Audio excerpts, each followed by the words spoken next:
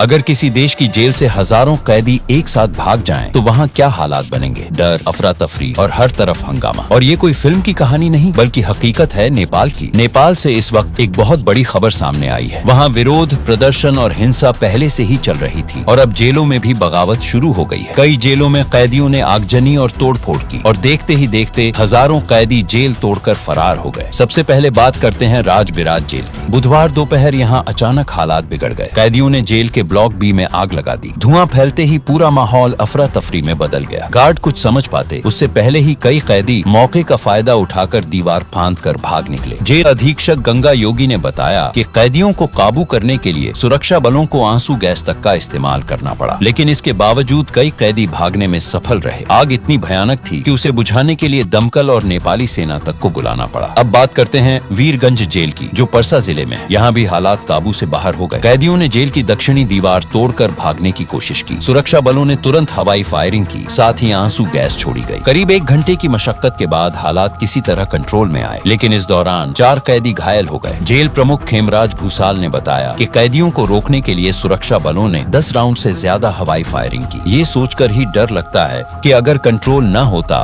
तो यहाँ भी हजारों कैदी फरार हो जाते। लेकिन सवाल ये है कि जो कैदी भाग गए वे आखिर जाएंगे कहां? सबसे ज्यादा खतरा है भारत की सीमा पर, क्योंकि नेपाल से लगी भारत की सीमा लगभग 1751 किलोमीटर लंबी है। इतनी बड़ी सीमा को पूरी तरह सील करना बेहद मुश्किल है। खबर है कि सिद्धार्थ नगर बॉर्डर पर तैनात एसएसबी ने 5 कैदियों को पकड़ा है जो भारत में घुसने की कोशिश कर रहे थे। उन्हें वापस नेपाल पुलिस को सौंप दिया गया, लेकिन हजारों कैदी जो फरार हुए हैं उनमें से कितने बॉर्डर की ओर बढ़ रहे हैं ये अब तक साफ नहीं है। और यही भारत के लिए सबसे बड़ी चिंता है, क्योंकि अगर ये भगोड़े कैदी भारत में दाखिल हो जाते हैं तो भारतीय सुरक्षा एजेंसियों के लिए सीधी चुनौती बन जाएगी। अब बात करते हैं काठमांडू की दिल्ली बाजार जेल की। यहाँ भी बड़ी संख्या में कैदी भाग निकले। भ्रष्टाचार विरोधी प्रदर्शनों की अफरा तफरी का फायदा उठाकर कैदियों ने जेल तोड़ी और फरार हो गए। स्थिति इतनी खराब हो चुकी है कि भारत नेपाल सीमा पर हाई अलर्ट घोषित कर दिया गया है। एसएसबी यानी सशस्त्र सीमा बल अब पूरी तरह चौकस है। हर चौकी पर निगरानी कड़ी कर दी गई है। नेपाल में पुलिस की हालत भी बेहद खराब हो गई है। कई पुलिस चौकियों से जवान हटा दिए गए हैं और सिर्फ मुख्यालय पर तैनात हैं। इस वजह से जेलों की सुरक्षा लगभग टूट चुकी है। यही कारण है कि अब सेना को कई जेलों में उतारना पड़ा है। अब सोचिए ये हालात भारत के लिए कितने गंभीर हैं। अगर नेपाल से फरार कैदी भारत की सीमा पार कर लेते हैं तो अपराध और सुरक्षा दोनों के लिए बड़ा खतरा पैदा हो सकता है। और सबसे बड़ा सवाल यही है, नेपाल की राजनीतिक अस्थिरता और जेलों से भागे हुए कैदी क्या दोनों मिलकर भारत नेपाल संबंधों के लिए नई मुश्किलें खड़ी करेंगे?